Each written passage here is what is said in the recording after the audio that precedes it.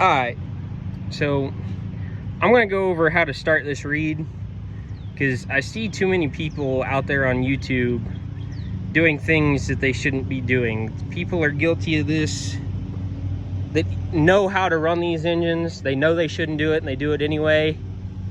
And there are a lot of people that shows the general public does stuff around these engines that they shouldn't do just because they don't know. And I'm going to go over a couple of those things because it's actually quite dangerous. I'm going to grab my torch, and if you have a mag, that's cheating. You're already one step ahead of everybody else. The first thing I'm going to do is get the hot tube lit.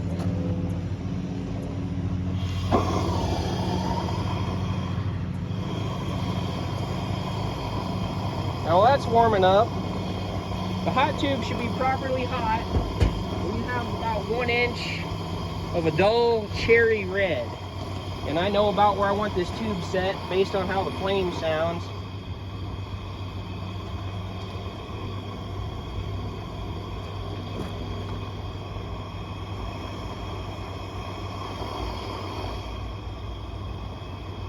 Then I'm going to go through and oil everything. Now my oilers already have oil in them. I'm missing a few. I gotta make some new gaskets. I don't have everything on here, so I'm just gonna go through and oil all these points. I ain't gonna run it long enough to cause any problems. And before somebody gets their panties in a bunch, the cylinder is full of water, so I can run this for about an hour before it even gets close to boiling. But usually you wouldn't have to do this here with oilers on this. But one thing I like to do that many people don't do is I put oil directly on the wrist pins. Now, I do that to the main cylinder as well. And this is one of them times where I'm going to have to go do as I say and not as I do. Because under normal circumstances, I would tell people to never stick their arm in this engine with a hot tube lit. Or stick their head through it for that matter.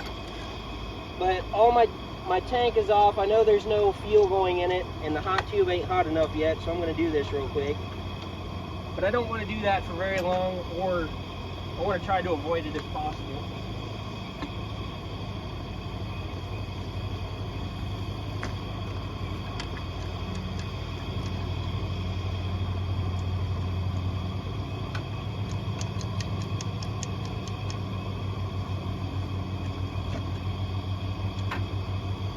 So with everything oiled here, there's a couple things I want to touch on. And the first one is, to everybody out there that walks up on these engines out at a show, okay, I see a lot of people do this, and it is extremely dangerous. It's one thing if the engine ain't running, but it's a whole different animal when the engine is running. And that is, people walk up, I understand they want to see what's going on, but you do not walk up and look down a hot tube with an engine running, okay? The only thing that's in there that is holding the explosion back is a tube about the size of your pinky, and it's hollow, and it is glowing cherry red, okay? If that tube blows out, it's gonna go right through your skull, and it will kill you if it hits you hard enough. The other thing that I see people do, and I just watched a video of somebody start one of these, and they done it. I just watched that video this morning. Okay, when it comes to a hot tube, the timing is unpredictable. It's never exactly the same every revolution. Okay? On a mag, it will only fire when the mag trips. When you go to start one of these engines on a hot tube, you do not stick your foot in the spokes to try to turn it over. It's not necessary. You don't need to do it. It's just a safety risk. That's all it is. Now, if you really want to see what's going on in the hot tube, get you one of these. They're like $5. They're not that expensive. A lot of people at shows that actually have a clue of what's going on keep these hanging on the engine. Mine's broke. I accidentally dropped a wrench on it. But if you get it too close to the flame, they'll crack like that too. I wish I could show you guys what's actually going on in the hot tube, but because it's so bright out, it's hard for me to see, and I know it won't show up on camera. I wanted to try to do this at night, but it's we're on a weekend and I don't really feel like pissing the neighbors off at 8, 9 o'clock at night when it's dark, just to show you what's going on in a hot tube. So let's check on it, see how we're doing here, and we can start getting our gas set.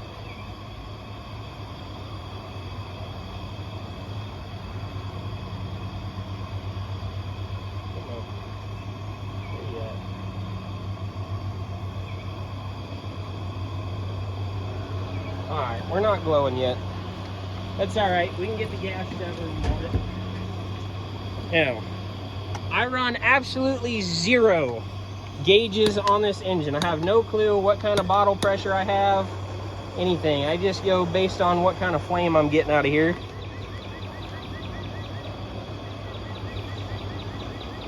I do have a regulator on this side of the engine, no regulator.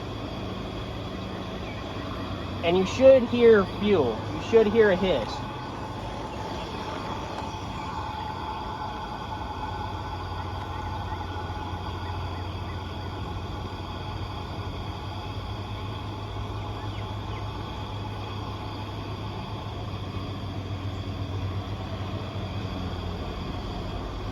Now that right there is about how much gas I want. If you get too much gas when this engine starts and takes off, it pulls so much fuel in that it will suck the safety shut in the bottle and kill it.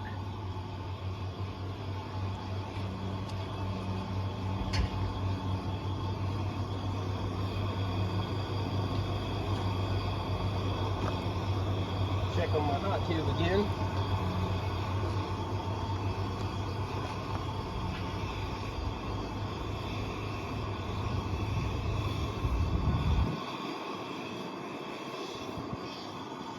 We're getting there.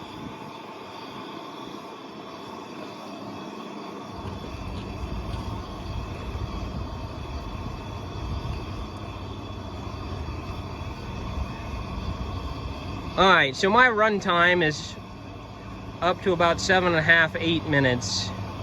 I theoretically should be hot enough to get it to start. Let's see what happens. So like I said earlier, I don't stick my foot in this flywheel because I don't know where it's going to fire. I'm going to go to my starting position. I'm going to suck in a load of fuel. I want to charge the main cylinder. And it should start. Now, my hot tube still may not be hot enough.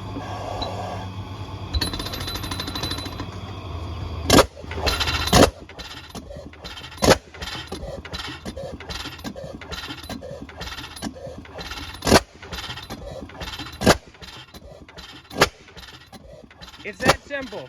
You don't need 2, 3, 4 guys cranking on these. You don't need to climb on them. It's not worth the safety risk. It's not difficult. Now from here, you want to let the engine warm up. They won't run right until they get warm.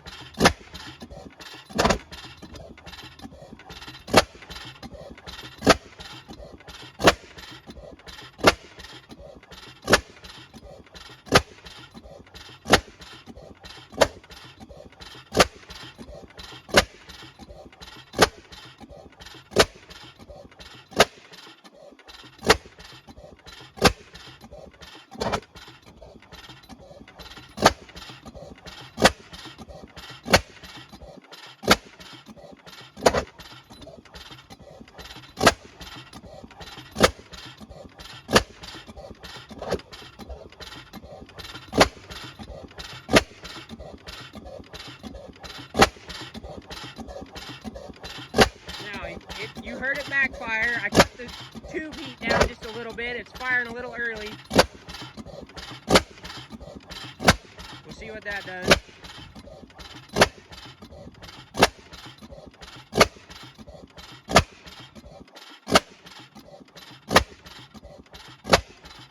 Now it cleaned out. It's smoking a little bit. But now it's firing pretty decent.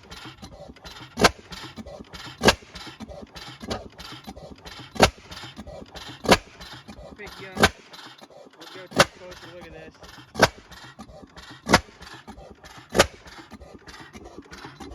I don't have the telegraph wheel hooked up yet. I got a little bit of rod slap I gotta fix. The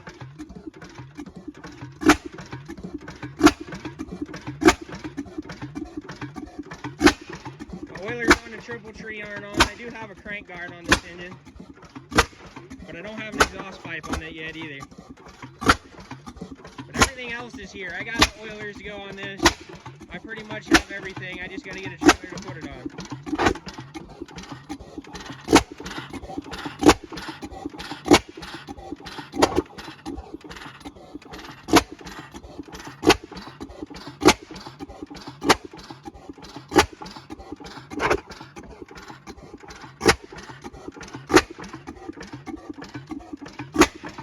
That should do it for now, guys.